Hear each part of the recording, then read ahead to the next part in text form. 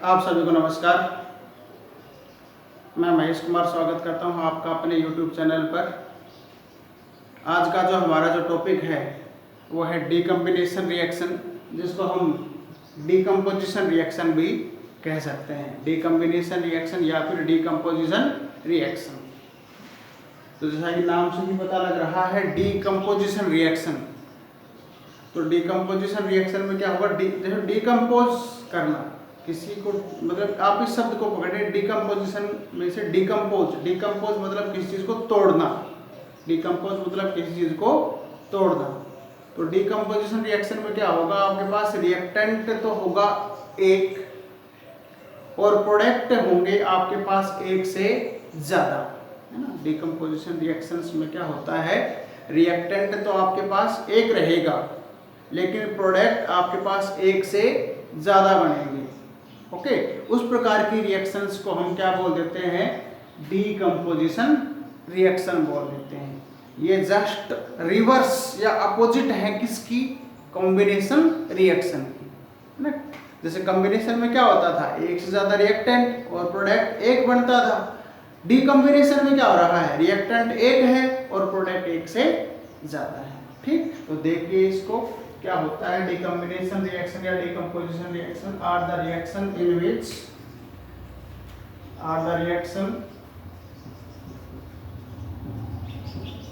In which more than one in which a single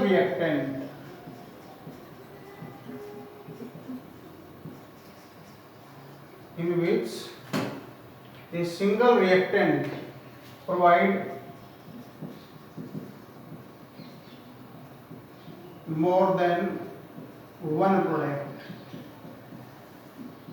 है ना। डीकम्बिनेशन या डीकम्पोजिशन रिएक्शन क्या है, जिसमें एक सिंगल रिएक्टेंट आपको एक से ज़्यादा प्रोडक्ट प्रोवाइड करवाता है, डीकम्पोज होकर के, टूट करके। ठीक, एक एग्जांपल देखते हैं इसका। Consider a general example,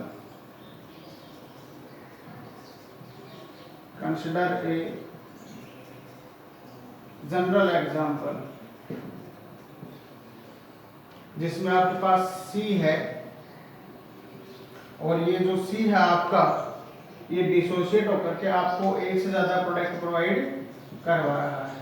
okay, तो ये तो क्या हो गया आपका रिएक्टेंट जो एरो के लेफ्ट साइड है, और रिएक्टेंट है कितना, सिंगल। प्रोडक्ट जो एरो के राइट साइड है वो प्रोडक्ट, और प्रोडक्ट आपके पास है कितने, मोर देन वन। ठीक है, तो हम क्या देख रहे हैं कि डीकम्बिनेशन या डीकम्पोजिशन रिएक्शन में एक सिंगल रिएक्टेंट आपको एक से ज्यादा प्रोडक्ट प्रोवाइड करवा रहा है बाय डिसोसिएशन या बाय डीकम्पोजिशन, टूट करके। ठीक है, अब हम क्या देखते हैं कि ये जब हम किसी चीज को डीकम्पोज करते हैं, तोड़ेंगे, तो इस दौरान हमें इस सब्सटेंस को कुछ क्या प्रोवाइड करनी पड़ती है, एनर्जी सप्लाई करनी पड़ती है। ठीक है ना, क्या सप्लाई करनी पड़ेगी, एनर्जी सप्लाई करनी पड़ेगी। तो डीकम्पोजिशन रिएक्शन जो है वो कैसे होंगे, एंडोथर्मिक रिएक्शन होंगे, क्योंकि एंडोथर्मिक रिएक्शन क्या होते हैं, वो रिएक्शन जिनको करवाने के लिए हमें अपनी तरफ से क्या देनी पड़ती है, एनर्जी देनी पड़ती है। तो एक बात यहाँ पर ये है आपके पास कि डीकम्पोजिशन रिएक्शन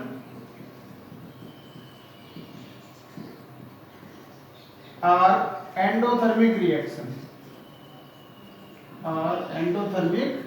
रिएक्शन, जो डीकम्पोजिशन रिएक्शन है वो किस प्रकार का रिएक्शन है आपका, एंडोथर्मिक रिएक्शन है। कैसा, एंडोथर्मिक रिएक्शन होते हैं डीकम्पोजिशन रिएक्शन। एंडोथर्मिक का मतलब क्या होता है वो भी मैं लिख रहा हूँ यहाँ पर, है ना। एंडोथर्मिक रिएक्शन क्या होते हैं, यहाँ लिख रहा हूँ मैं।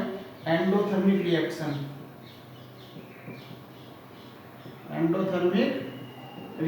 क्या होते हैं, endothermic reaction are the reaction in which heat is required for reaction, in which energy is required for reaction, energy is required for reaction. ठीक है, वो रिएक्शंस जिनको होने के लिए किसकी आवश्यकता पड़े, एनर्जी की आवश्यकता पड़े, उस प्रकार के रिएक्शन को क्या बोल देते हैं हम, एंडोथर्मिक रिएक्शन बोल देते हैं। अब ये जो एनर्जी हम सप्लाई करते हैं इस रिएक्टेंट को तोड़ने के लिए कई फॉर्म्स में दी जा सकती है। जैसे एक तो हम इसको डायरेक्ट तोड़ने के लिए सप्लाई कर सकते हैं हीट। अगर हीट की सहायता से हम चीज को डिकम्पोज करेंगे, अगर हीट की सहायता से सब्सटेंस को डिकम्पोज करेंगे तो उसको हम बोल देते हैं पायरोलाइसिस। पायरोलाइसिस, जिसमें हमने सब्सटेंस को हीट किया और हीट करने पर सब्सटेंस क्या हो गया, डिसोसिएट हो गया। This is known as pyrolysis. दूसरा, अगर हमने इलेक्ट्रिसिटी की सहायता से डिसोसिएट किया, किसकी सहायता से, बाय यूजिंग इलेक्ट्रिसिटी।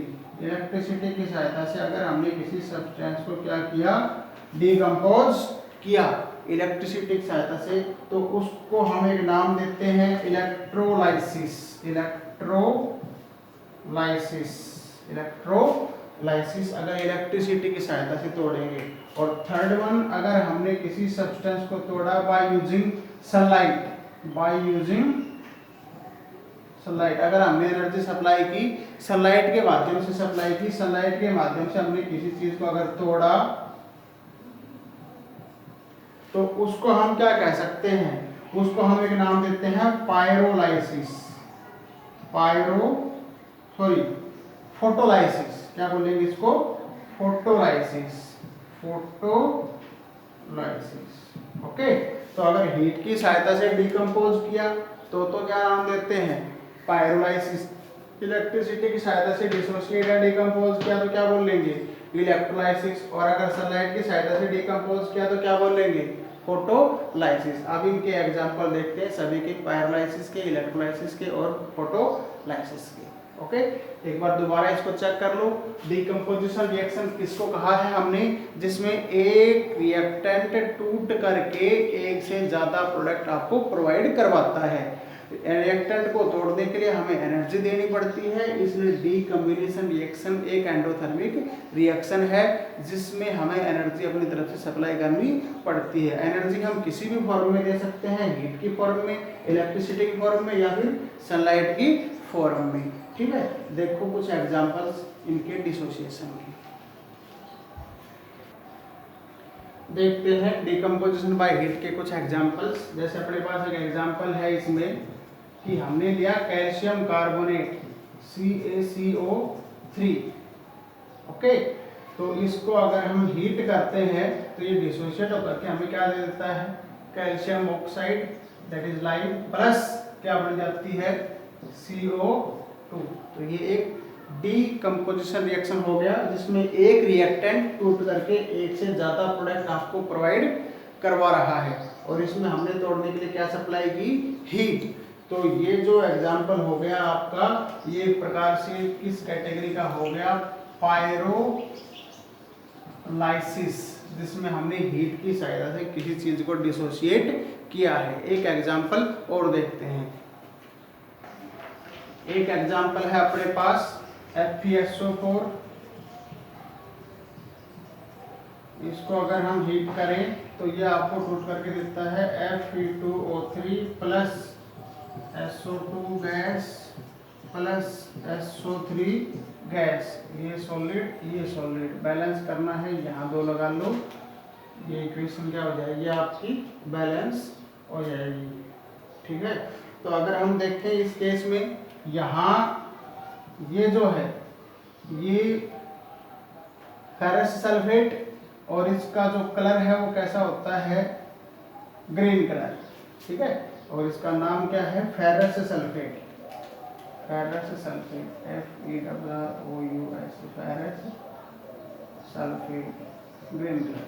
अगर हम इसको हीट करते हैं Fe2O3 प्लस SO2 प्लस क्या बनता है आपके पास, सल्फर ट्राइऑक्साइड बनता है। इस केस में आपके पास ये जो सब्सटेंस बनता है इसका कलर होता है ब्राउन, इसका नाम है फेरिक ऑक्साइड, फेरिक ऑक्साइड, और ये एक ब्राउन कलर का सब्सटेंस है, ब्राउन कलर, ठीक है, रेड ब्राउन कलर जैसे रस्ट होती है कुछ इस प्रकार का इसका कलर है। Plus sulphur dioxide plus trioxide आपके पास बनती है। तो इस रिएक्शन में भी देखें रिएक्टेंट एक है, प्रोडक्ट एक से ज्यादा बन गए, डिकम्पोजिशन हो गया, तोड़ने के लिए डायरेक्ट हीट की, मतलब it is an example of pyrolysis. अब कुछ एग्जांपल देखते हैं जिसमें हम तोड़ेंगे बाय यूजिंग इलेक्ट्रिसिटी, मतलब कुछ एग्जांपल्स इलेक्ट्रोलाइसिस के। अब हम देखते हैं डीकम्बिनेशन रिएक्शन, जिसमें हम इलेक्ट्रिसिटी की सहायता से किसी चीज को डिसोशिएट करते हैं। तो कैसे क्या होता है, इलेक्ट्रिसिटी की सहायता से जब हम किसी चीज को डिसोशिएट या डिकम्पोज करते हैं तो उसको हम क्या बोल देते हैं, इलेक्ट्रोलाइसिस। देखो लाइसिस जो वर्ड है इसका मतलब होता है टूटना, और इलेक्ट्रो मतलब किसकी सहायता से डिसोशिएट करेंगे, यहाँ पर हम इलेक्ट्रिसिटी की सहायता से। इसका एक एग्जाम्पल हम लेते हैं, जैसे अपने पास है H2O लिक्विड, ओके, और भाई इसके ऊपर हमने लगाई इलेक्ट्रिसिटी, क्या सप्लाई किया इसके ऊपर हमने इलेक्ट्रिसिटी, और इलेक्ट्रिसिटी में भी याद रहे डीसी वोल्टेज हमें सप्लाई करनी है, एसी वोल्टेज सप्लाई नहीं करनी है। इलेक्ट्रिसिटी किस प्रकार की, डीसी, ओके, बैटरी वाली लाइट हमें यहाँ पर अटैच करनी, प्लस माइनस चार्ज जिस पे होते हैं, ठीक है। तो H2O जब हमने इलेक्ट्रिसिटी किया तो आपके पास दो चीजें यहाँ से बनती हैं, H2 प्लस O2, ये आपके पास आएगा, ओके, H2 प्लस O2, ये चीज आपके पास बन जाती है। तो यहाँ पर क्या है, वाटर, एक सिंगल रिएक्टेंट और एक से ज्यादा प्रोडक्ट आपके पास यहाँ पर बन गए, H2 प्लस क्या, O2, ठीक है। इस केस में हमने इलेक्ट्रिसिटी की सहायता से इस चीज को क्या किया है, डिसोशिएट किया है। एक एग्जांपल हम और देखते हैं, इसमें हम क्या लेते हैं, NaCl मोल्टन फॉर्म में, है ना, लिक्विड फॉर्म में लिया है ये, ठीक है। इसके ऊपर भी हम क्या अप्लाई करते हैं भाई, इलेक्ट्रिसिटी, डीसी करंट सप्लाई करें, इलेक्ट्रिसिटी हमने लगाई। तो जब हम इलेक्ट्रिसिटी लगाएंगे तो आपके पास Na मोल्टन फॉर्म में निकलेगा ये, प्लस Cl2 गैस के रूप में बाहर निकल जाती है। तो इसमें भी क्या हो रहा है, एक सिंगल रिएक्टेंट डिसोशिएट होकर के एक से ज्यादा प्रोडक्ट आपको दे रहा है, मतलब ये भी क्या हो गया, एक एग्जांपल जिसमें डिसोशिएशन हमने किया है, डिकम्पोजिशन हमने करवाया है बाय यूजिंग इलेक्ट्रिसिटी। अब कुछ एग्जांपल्स यहीं पर हम डिस्कस कर लेते हैं, तीसरे केस के हमारे, जिसमें हम डिकम्पोजिशन करते हैं बाय यूजिंग सनलाइट, ठीक है। तीसरा केस यही डिस्कस कर लेता हूं मैं, decomposition by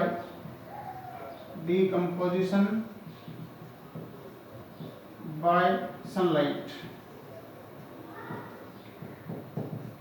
decomposition bye sunlight. तो सनलाइट की सहायता से जब हम चीजों को डिकम्पोज करेंगे, उसको हमने एक नाम दिया था, क्या नाम दिया था, फोटोलाइसिस। क्या नाम दिया था, फोटोलाइसिस। फोटो का मतलब होता है फोटोन, पैकेट ऑफ एनर्जी, और लाइसिस का मतलब अभी बताया था किसी चीज का टूटना। तो इसका एग्जांपल है, जैसे अपने पास एक सिंपल सा कि हमने ले लिया क्या, AgCl जो कि सॉलिड है, इसके ऊपर हमने क्या डाल ली, सनलाइट, तो डिसोशिएट होकर के ये क्या प्रोवाइड करवा देता है, Ag प्लस Cl2, ओके। तो it is an example of A photolysis reaction, जिसमें सनलाइट की सहायता से कोई चीज जो है वो क्या हुई है, डिसोशिएट हुई है। डिकम्पोजिशन रिएक्शन एक कॉमन रिएक्शन है जो हमारी बॉडी के अंदर भी कंसिस्टेंटली चल रही है, जैसे डाइजेशन इसका एक सबसे अच्छा एग्जाम्पल है। डाइजेशन रिएक्शन जो है वो एक डिकम्पोजिशन रिएक्शन ही है। इसमें क्या होता है, जैसे हमने फूड लिया, खाना खाया, तो जो स्टार्च है वो डिकम्पोज होता है या डिसोशिएट होता है किसके अंदर, एक छोटी यूनिट ग्लूकोज के अंदर, जिससे हमें एनर्जी मिलती है। और जो प्रोटीन्स होते हैं खाने के अंदर, वो प्रोटीन्स डिकम्पोज होते हैं किसके अंदर, अल्फा अमीनो एसिड के अंदर। तो digestion is a daily life example of decomposition reaction in which starch decompose to provide us glucose and proteins decompose to provide us alpha amino acids. Okay, एक बार दोबारा मैं आपको रिमेम्बराइज करवा दूं कि डीकम्पोजिशन रिएक्शन में होता क्या है। एक रिएक्टेंट डीकम्पोज होकर के एक से ज्यादा प्रोडक्ट आपको प्रोवाइड करवाता है। डीकम्पोजिशन के लिए हमें एनर्जी सप्लाई करनी पड़ती है। इसका मतलब डीकम्पोजिशन रिएक्शन का नेचर कैसा है, एंडोथर्मिक। ओके, एनर्जी हम किसी भी फॉर्म में दे सकते हैं, डायरेक्ट हीटिंग, इलेक्ट्रिसिटी या फिर सनलाइट। अगर हीट से इलेक्ट्रिसिटी देते हैं, उस दौरान कोई चीज डिकम्पोज हो रही है, पायरोलाइसिस कहलाता है। इलेक्ट्रिसिटी से ब्रेकडाउन करवाया, इलेक्ट्रोलाइसिस कहलाएगा। सनलाइट से डिकम्पोज करवाया तो क्या कहलाएगा, फोटोलाइसिस। आज के लिए इतना ही, नेक्स्ट मिलते हैं हमारी नेक्स्ट वीडियो के अंदर। तब तक के लिए घर पर रहें, स्वस्थ रहें, पढ़ते रहें और मस्त रहें। थैंक्स फॉर वॉचिंग वीडियो, बहुत बहुत धन्यवाद।